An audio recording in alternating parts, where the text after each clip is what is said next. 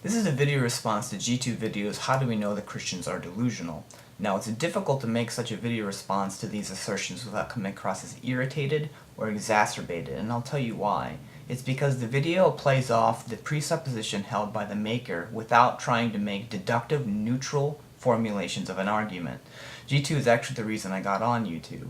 Now, there are 3 points I'd like to make about the main argument of G2's video, and then follow up with some subsequent thoughts on the alleged dangers of Christianity, if I could.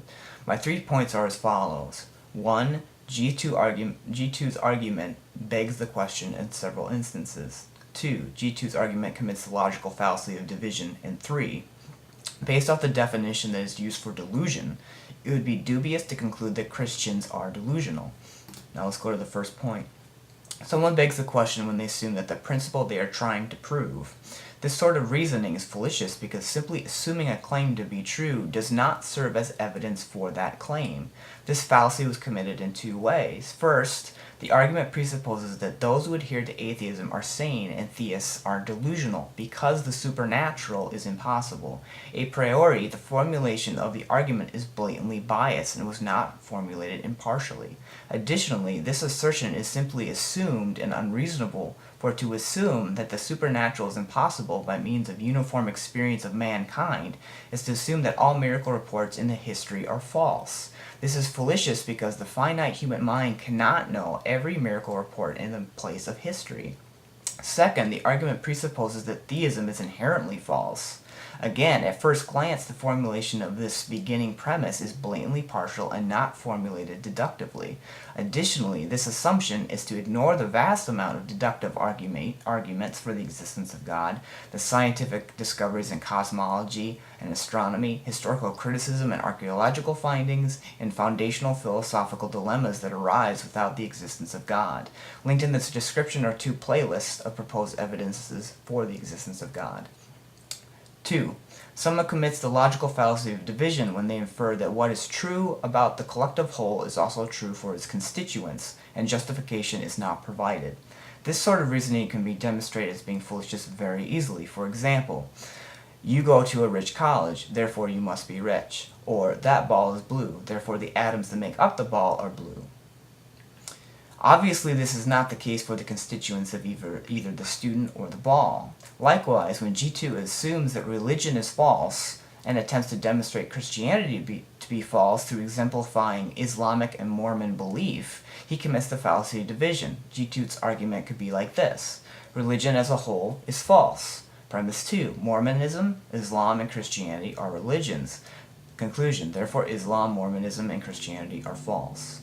This is fallacious since the constituents of religion are separate from the concept of religion and are not all necessarily false in comparison to the characteristics of religion. In other words, religion, as a collective whole, contains a number of propositions or ideological frameworks, each distinct from one another.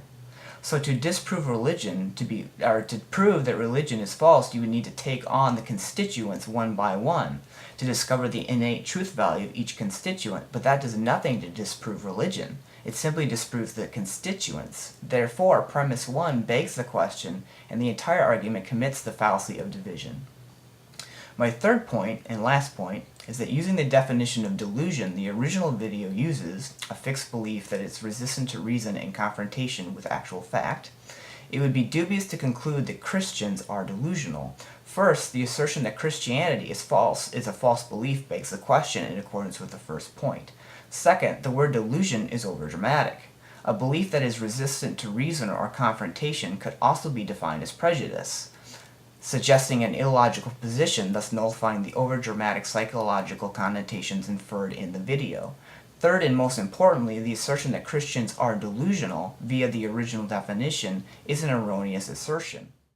This assertion assumes that all the evidence points to the irrefutable fact that God does not exist. However, all this assertion does is clarify the flawed criteria used to differentiate what evidence is, for there are multiple lines of evidence in multiple methodologies, for example, science, history, experience, philosophy, and logic. Therefore, the idea that Christians are delusional is overdramatic and erroneous. Now moving to the second section, the alleged problems within Christianity. The first problem raised is that Christianity leads people into superstitious thinking. The rationale asserted is that every scientific study has shown that prayer is ineffective. Well, the obvious question raised is what studies? Why weren't there any listed in the video? Second, it would be safe to assume that GIIVideo is a naturalist, for he denies the supernatural. Naturalism proves its claims through three reasons: science, logic, and experience. One could equally purport that personal experience disproves the scientific studies, or at the very least the scientific studies on prayer fail to capture their hypotheses in light of experience. Third, why is science the only method GIIVideo uses in examining truth claims in regards to prayer, when logic and personal experience are two other methodologies used by naturalists? I would wager that prayer is seen as a superstition because the underlying presupposition is a God that does not exist. The argument fails. The second problem raised is that Christianity devalues human life. The rationale asserted is that people can now believe that, quote, it is okay to die because once you die you get to go to heaven, end quote. This assertion is at the root unattainable and absurd. Where does this idea even come from? The desire to live is equally as strong within Christians as it is with atheists or deists or whatever, for we do not see Christians throwing themselves in front of buses or leaping off the top of buildings because they believe life has no meaning. The assertion is preposterous and fails the moment it was uttered. Rather, it could be argued that Christianity brings ultimate purpose, meaning, and value to life, and that atheism removes it. I don't have time to get into this idea, but the videos are linked in the description. The last problem raised is that Christianity replaces rational thought with dangerous mythology. The rationale asserted is that people are expecting the resurrected Jesus to come back to his people in the future. The problem with this assertion is that it presupposes the gospel accounts as myth and the idea that Christianity is rooted within history. It is easily established that Jesus existed on the earth, void of any use of biblical contexts, via the writings of Josephus, Tacitus, Simonius, Julius Africanus, Pliny the Younger, etc. Their writings, which corroborate biblical accounts, are in the description. Additionally, the gospel accounts themselves are very accurate in accordance with the historical testing via the bibliographical test and other historical testings of reliability and validity. Therefore, to assert that Christ's return is myth is to ignore the historical credentials of the Christian gospel accounts. In conclusion, I can't help but conclude that the video made by GIIVideo is nothing more than presuppositional-based assertions mixed with foolish reasoning. There is plenty of historical, scientific, logical, and philosophical evidence for the existence of God. Logic would necessitate that one comes to the conclusion that it is possible that God exists and it is possible that he does not exist. But logic does not necessitate GIIVideo's assertion that God does not exist, and if anyone believes God does, then he is delusional. Since it is logically possible that God exists, we base our conclusions on the evidence for God's existence in impartial deductive formulations, instead of what we want to be true, as is in the case of GIIVideo.